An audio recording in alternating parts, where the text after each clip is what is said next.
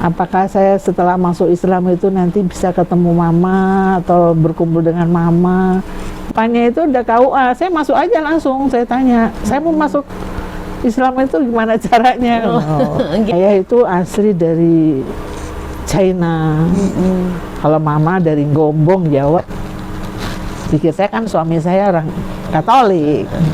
Ternyata ke belakangnya, nggak tergantung suami, aku mau jadi orang Islam. Paling suami saya juga minta cerai. Waduh, kalau mami Islam, kalau aku Katolik, ceraian dong, kata dia.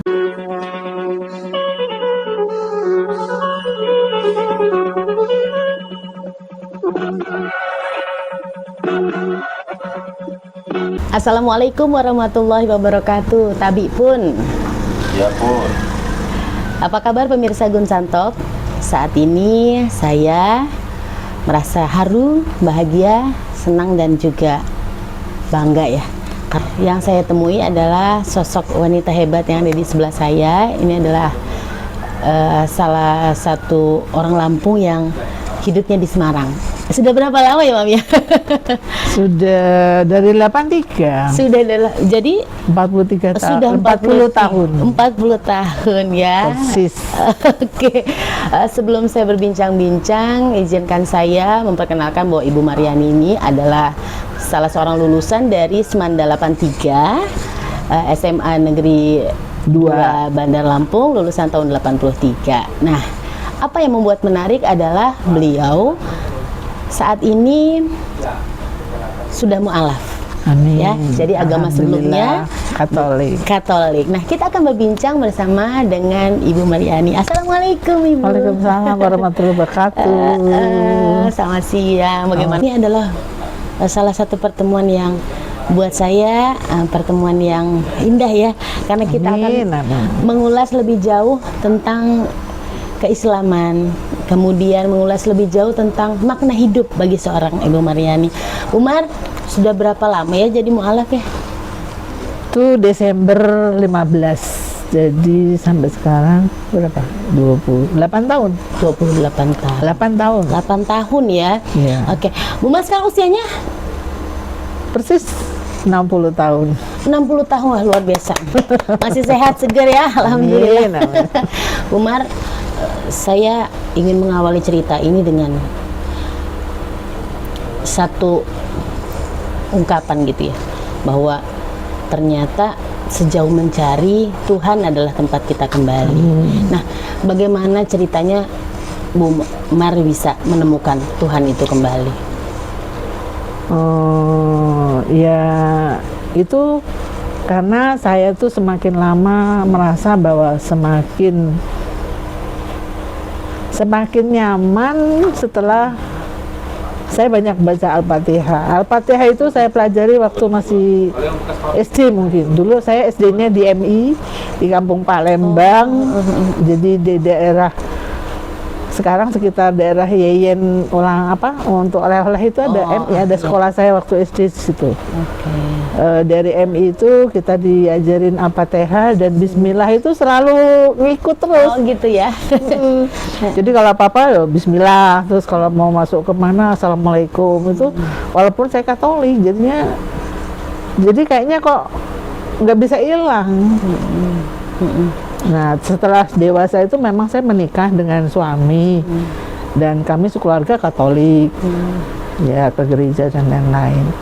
Tapi setelah umur itu menjelang umur selesai kayaknya ya, menjelang menua itu saya kok merasa saya mau belajar Islam. Oh gitu. Sebelum kita berbicara tentang Islam di usia yang manula ini, saya ingin flashback gitu ya, Bu Mar ya. Tadi Bu Mar mengatakan tentang ayah Katolik gitu. Ayah Konghucu. Oh Konghucu. Bisa diceritakan dulu tentang latar belakang keluarga Bu Mar? Ayah itu asli dari China. Kalau mama dari Gombong, Jawa lah. Kita ada 6 bersaudara, jadi beraneka agama juga di rumah. Ada yang Islam, ada yang Katolik, ada yang Buddha. Ya, demokrasi lah kalau memilih agama. Nah, saya dapat orang Katolik, menikah dengan Katolik, keluarga besar Katolik. Ya itu selama saya Katolik ya saya dalamin biasa, nggak ada kendala, nggak ada apa. Tapi setelah umurnya mendekati gini, saya kok ngebayangkan kangen mama. Gitu. Terus apakah saya setelah masuk Islam itu nanti bisa ketemu mama atau berkumpul dengan mama. Jadi ya rindu sama mama. Terus saya lihat itu dekat SMA 2 anak saya di Semarang itu SMA 2 juga, tapi Semarang. Di depannya itu udah KUA. Saya masuk aja langsung, saya tanya, saya mau masuk Islam itu gimana caranya? Gitu itu. Jadi nggak ada teman yang ngedampingin atau saya tanya-tanya teman-teman itu nggak ada. Padahal apa yang ada terlintas di benak Bu Mar? Ya itu tadi, ada KUA. Kayaknya orang-orang kalau nikah tuh di KUA ya. Nah, coba ke KUA. Tahun 2015 itu ya? Ya, sebelum Desember itu, saya kan Desember masuknya. Terus saya tanya, saya kalau masuk Islam caranya gimana? Itu surat baptis ibu buatin aja, nanti kita yang bikin ibu jadi Islam. Oh, gitu. Akhirnya saya pulang ke rumah, ambil itu, saya serahin, langsung ketuanya yang syahadatin saya, terus pegawai-pegawainya itu yang jadi saksi, dan mereka langsung senyum-senyum aja, dikira ono apa-apa. Nggak ada rencana, nggak ada apa, ibu tahu-tahu masuk Islam, alhamdulillah ya bu, dapat hidayah. Ya udah, setelahnya ya saya nyaman-nyaman aja. Nah, pakai kerudung ini setelah saya di Kebun Ali, ada reuni anak SMA 2 di Kebun Ali, suruh pakai kerudung, saya coba. Awalnya itu Islam semata ya. Tadinya masih, walaupun Islam, cuman nggak ke gereja lagi. Terus saya masih celana pendek, masih pakai kaos yang you can see. Tapi alhamdulillah setelah dari Kebun Ali itu diundang Pak Surya, ketua Semanda 83 itu memang mengundang untuk Kebun Ali. Jadi ada reuni anak Semanda 83. Terus saya datang sehari, nggak nginep. Oh gitu ya. Karena hari raya sih waktunya keluarga kumpul. Oh ini jadi awalnya karena ikut ya ke Kebun Ali. Jadi langsung reuni bawa berhijab. Hidayahnya saya langsung pokoknya kok cantik ya kalau saya berhijab gitu. So cantik. Ya ternyata itu memang satu panggilan hati ya.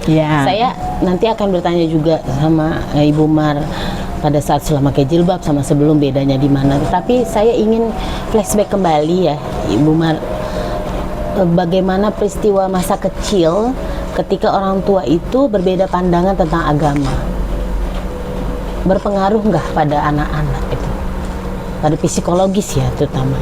Psikologis anak-anaknya keluarga saya, kayaknya mereka sudah terkondisi nyaman, biasa aja sih.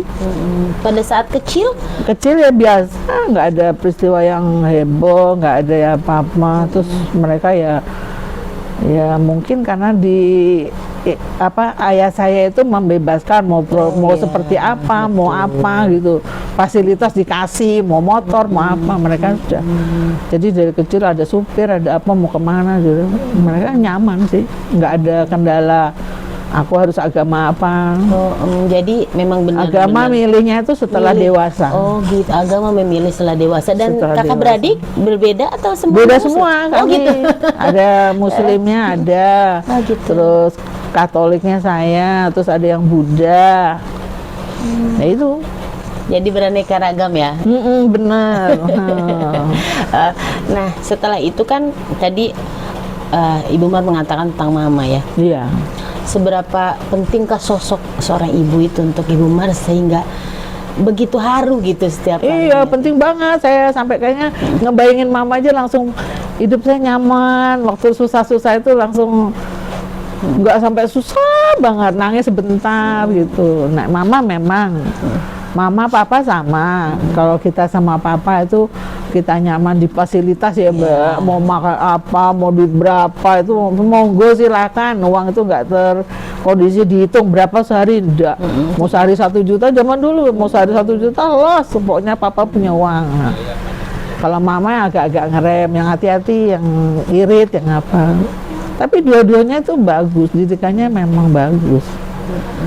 Jadi bagaimana memilih itu alam yang Dibebaskan. memilihkan, ya. Pokoknya adik-adik juga merasa terkondisi, nggak ada yang aku harus ikut kayak mama, aku ini enggak. Mereka bebas. Tapi kalau mama muslim, kenapa mama harus mualaf ya Bu Mar? Kan mama menikahnya sama non muslim. Gitu. Jadi dia disahadatkan kembali itu 97. Jadi mulai sholat, mulai ibadah ritual muslimah. Nah Dari pada saat itu bes. tapi kan Sudah enggak sama papa. oh sudah berpisah. Begitu ya? memilih mama itu jadi mualaf, jadi muslimah lagi. Ya sebetulnya mungkin bukan mualaf ya, dia karena Islam tapi terus Mengislamkan disadarkan kembali. lagi, Ya, disadarkan oke. lagi. Jadi kondisi papa mengerti kalau dia itu enggak bisa lagi sama mama. Tanpa harus ada kata, oh enggak ada. Langsung tahu papa di Semarang, mama di Semarang tempat saya. Waktu saya masih Katolik. Jadi saya masih Katolik. Menarik ya Mirta ya. Saya masih Katolik, terus mama saya ke Semarang, saya kenalkan dengan teman-teman yang Islam, muslimah semua, mereka membimbing, mengajari mama untuk pengajian, datang terawih dijemput, Ya Allah. habis terawih diantar ke rumah saya, karena saya kan juga Katolik, jadi nggak ngerti ritual-ritual Islam. Iya iya. Jadi mereka bimbing-bimbing tetangga-tetangga lama saya di Pramongan Hijau. Jadi seharusnya pada saat itu ya sebenarnya itulah karena agama itu tidak bisa dipaksakan sebenarnya ya. Pada saat itu kan harusnya setelah mama kembali mualaf Saya ya. harusnya ngerekut jadi Katolik kan. Gitu Iya. atau yang Katolik gitu ya Iya. pindah gitu. Nah Pindah. itu bagaimana kehidupannya pada saat itu tuh? Ya nyaman aja sih, mama kalau mau sholat, mama udah ya, waktunya sholat. Oh iya, bentar. Kadang-kadang mama kan istirahat, lohor itu kan tidur gitu. Terus ya kita bangun, mama lohor istirahat. Apa istirahatnya udah, ayo sholat, nanti habis sholat makan. Tapi belum tergerak pada saat itu. Belum, belum. Tergerak itu ya tahun 2014, 15 itu. Itu mulai ada Jadi kayak kangen apa mama. berarti? Oh, mama kangen. meninggal usia berapa? Mama meninggal tuh tahun 2000 persis. oh tahun 2000. Nah semenjak mama tidak ada itu yang dirasakan hampa gitu. Iya biasa, nggak ya kangen, tapi tahun 2015 itu kok kangen Hidayah, banget. ya. Oke. Terus bisa nggak ya nanti aku nyampur mama, nanti mama. Tapi ya saya pikir lagi ya, memang nyamannya saya di Islam. Adakah peristiwa mama gitu, kemudian peristiwa lain di dalam kehidupan Ibu Mar ya, yang membuat Ibu Mar merasa titik balik gitu untuk kehidupan ini? Iya, saya tuh tahun 2004 kehilangan anak umur 20 tahun. Ganteng, bagus, pinter, kayaknya habis nyawa saya di situ. Itu mungkin kalau saya memang ini mungkin udah remuk banget saya. Cuman waktu itu mungkin karena saya juga masih sering baca Al-Fatihah juga sih. Tanpa sadar tuh Al-Fatihah tuh ada terus. Walaupun saya Katolik tuh sampai ada ipar saya bilang, Cik kok nggak Islam sih, Cik? Kan udah pinter banget Katoliknya, apa Al-Fatihahnya. Iya. Pikir saya kan suami saya orang Katolik. Ternyata ke belakangnya, nggak tergantung suami, aku mau jadi orang Islam. Paling suami saya juga minta cerai. Ternyata dia dulu Udah sampai ke situ ya, Iya. tadi ceritanya ya, cerita gitu ya. Tapi setelah itu muncul di dalam pemikiran Ibu, nah jalannya semudah itu kah? Dari mulai enggak mudah gitu. Jadi orang Islam kayaknya gitu ya. kok banyak yang ini ya, yang ini pokoknya.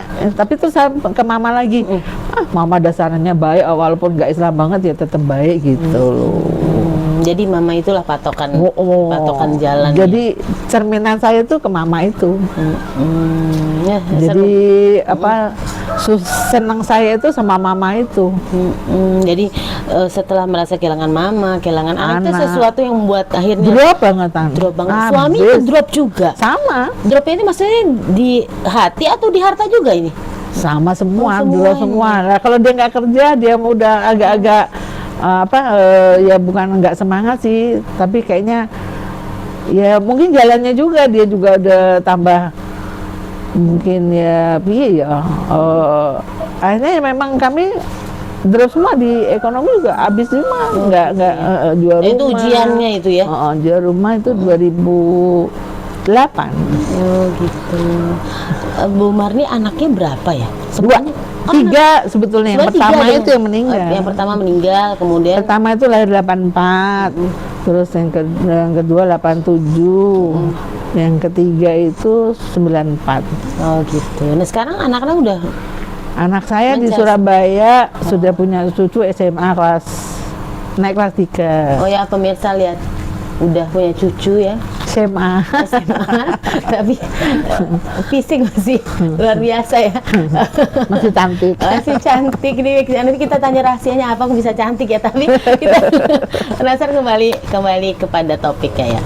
Nah, susah-susah sudah dirasakan, Amin. senang-senang sudah Alhamdulillah. dirasakan berdua dengan suami. Nah, Iya. ketika memutuskan untuk mualaf nih ya, berjalan waktu, kemudian ada ujian ibu, ada ujian anak meninggal, harta habis semua.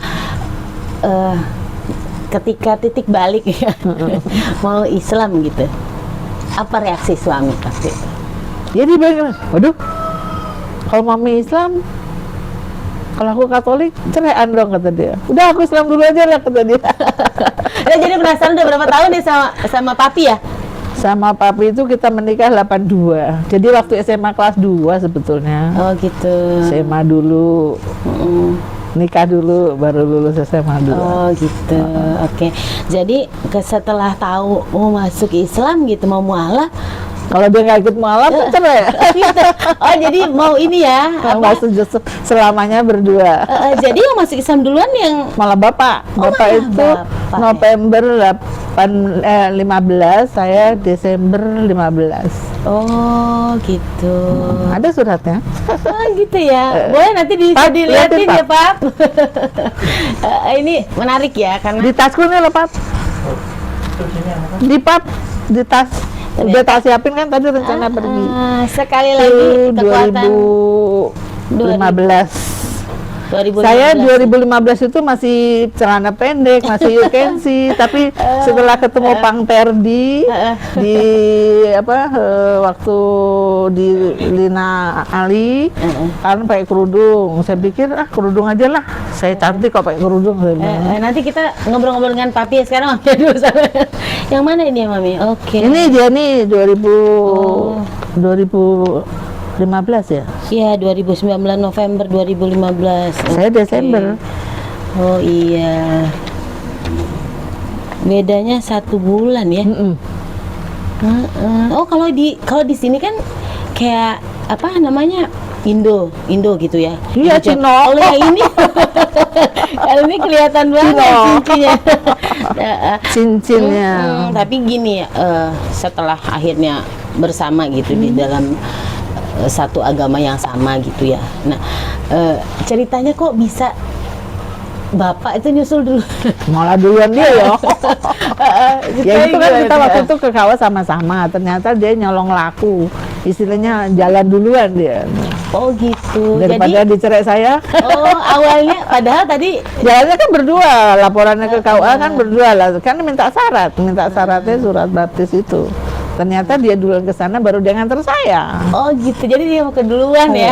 Oh, dia duluan baru nganter saya. Nah, kalau tadi kan kita udah bicara sedih ya sampai haru gitu ya.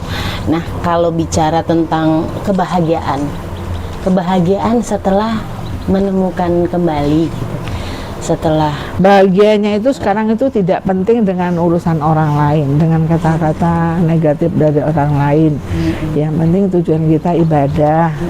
Umpama orang mau komen apapun, ya saya cuma senyum aja. Karena memang kondisinya memang mungkin layak kalau untuk dijadikan bahan gibah juga kan. Kita kan manusia.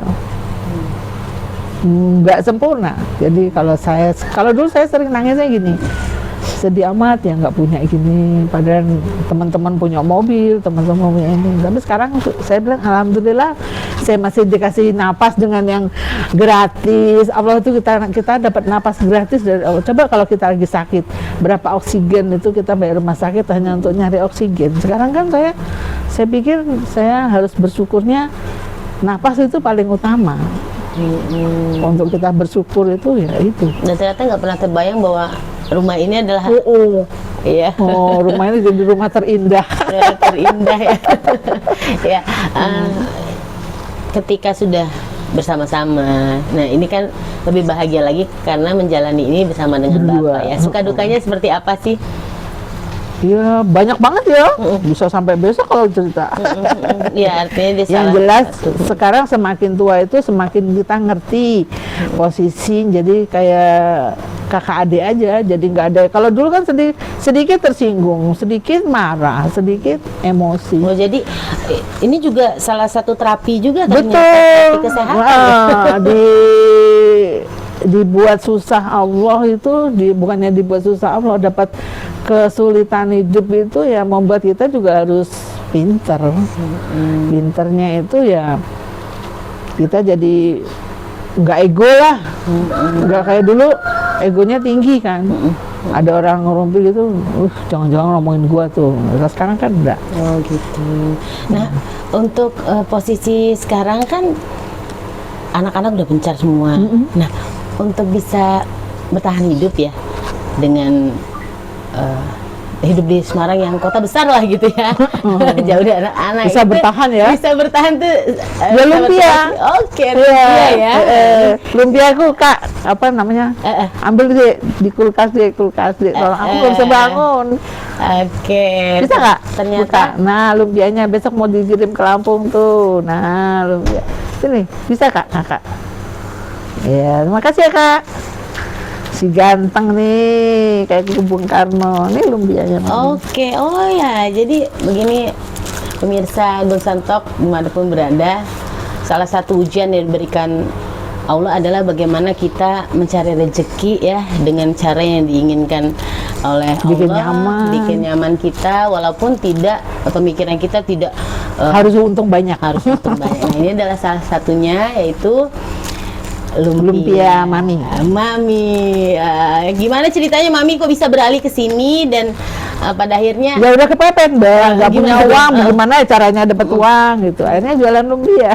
oh gitu ya. Dan sekarang laris manis ya? Laris alhamdulillah. Itu baru dimulai kemarin lebaran, mau lebaran tuh stok lumpianya tuh nggak ada rasa Apa bau kelebihannya? Bu. Oh, gitu. Lumpianya itu no bau. Jadi di samping gurih enak, tapi nyaman makannya. Halalan toiban. Oh, halal. Saya dari kecil itu toh dulu pernah papa itu ngasih uang tumpukan 1 juta, ada 3 juta. Padahal masih kecil-kecil loh, masih SDMI. Kita waktu masih dalam 70-an lah. Itu papa nyiapin uang 1 juta, siapa yang mau makan sama papa? Makan babi tapi kadang mau. Gitu ya. Jadi Anak saya sudah kecil- tertanam Anak ya. kecil udah kasih uang 1 juta zaman 70-an. Tapi memang kita halal dulu hidupnya, Iya. non babi. Jadi syukur alhamdulillah ya ada pemasukan ini dan Amin, bisa ya. memberikan manfaat bagi dan Ayo yang mau belajar lumpia. jadi kita sampai di akhir obrolan kita ya Mami tentang saya dari sini saya juga belajar tentang kehidupan gitu. Ternyata memilih untuk sesuatu yang sebelumnya nggak terpikirkan membuat kita menjadi lebih bertahan ya pada Lebih pilihan. sabar, lebih mandiri, lebih dewasa lah. Ngilangi egois ya. Kalau nggak kepentok ya nggak. Iya. Kalau nggak kepentok nggak, tapi doa ibu selalu Doa menjadi ibu. penuntun kita ya. Di akhir perbincangan kita, adakah yang ingin Bu Mar sampaikan kepada sahabat Bun Santok yang ada di luar sana? Yang pertama untuk kita sesama Muslim ya, untuk sebagai penguatan. Ya, semoga pengalaman saya ini membuat inspirasi, membuat senang teman-teman saya yang ada dimanapun. Mungkin ada yang di Bali, ada di Jakarta, di Lampung, yang banyak sekali di Lampung. Jadi mereka akan selalu bahagia kalau bersyukur dengan pilihan hidup kita. Oke, pemirsa Bun Santok, itulah akhir dari perbincangan kita bersama Ibu Maryani, salah seorang mu'alaf yang kisahnya menurut saya sangat menginspirasi. Semoga dapat memberikan manfaat bagi kita semua, khususnya untuk meningkatkan keimanan kita. Dan jangan lupa, kasih Tuhan sepanjang jalan, kasih Ibu sepanjang jalan kita juga ya. Jadi terus berjuang untuk kehidupan kita berdasarkan pilihan yang telah kita lakukan. Amin. Salam sehat, salam semangat. Wabillahi taufiq wal hidayah. Wassalamualaikum warahmatullahi wabarakatuh.